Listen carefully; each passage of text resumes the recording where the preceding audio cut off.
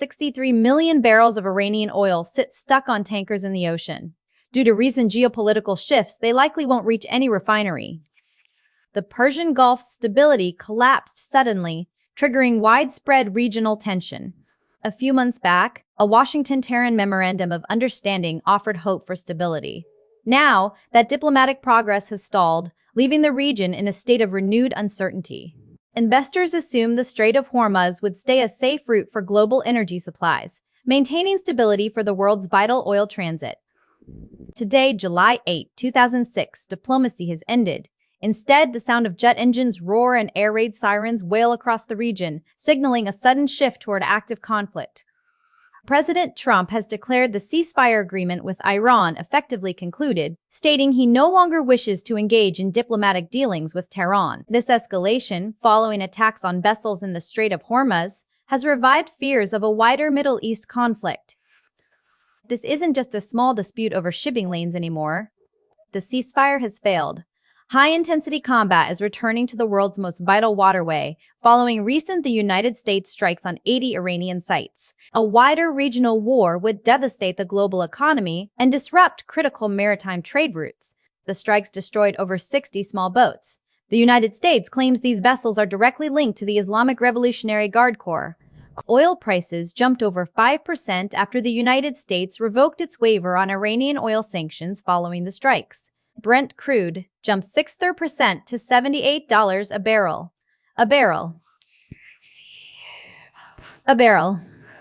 A never think ard, Jews decede.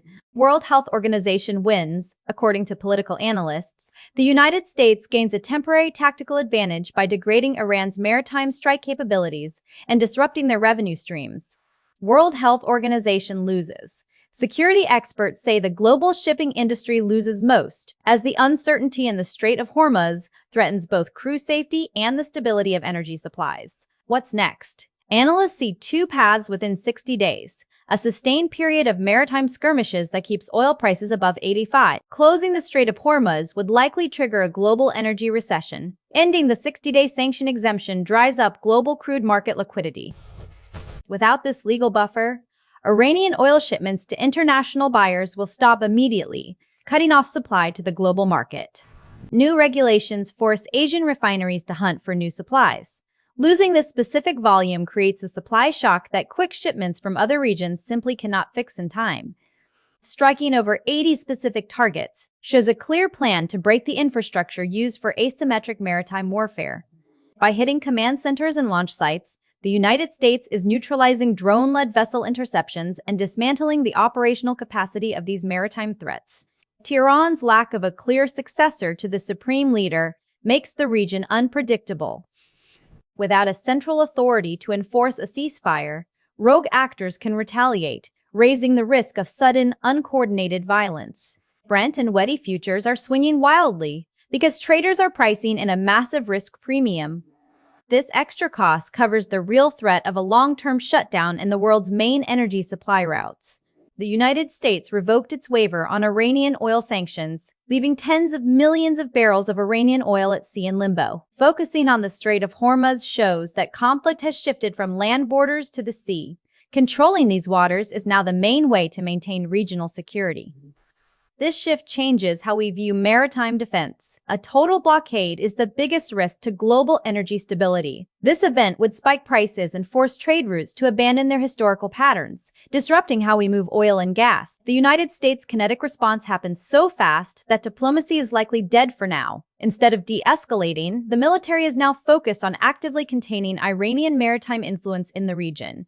Shipping data shows the strait's vulnerability is overriding previous supply-side forecasts. This disruption isn't just a theoretical risk anymore. It is an active operational reality for global refineries currently struggling with maritime flow delays.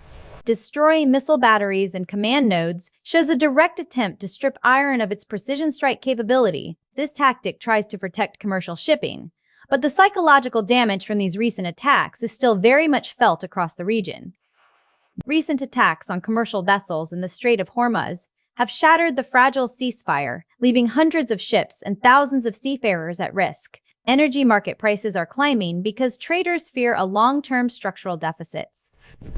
Investors aren't just hedging against short-term volatility anymore. They are positioning themselves for a fundamental shift in how global energy supply and demand actually function.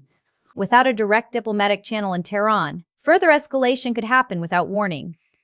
But a wait-out warning, losing a primary negotiator removes the best tool we have to stop a full-scale regional war from breaking out, leaving the region vulnerable to sudden, uncontrolled conflict. Attacks on vessels in the Strait of Hormuz have raised fears that a wider conflict could jeopardize the flow of oil through this vital waterway.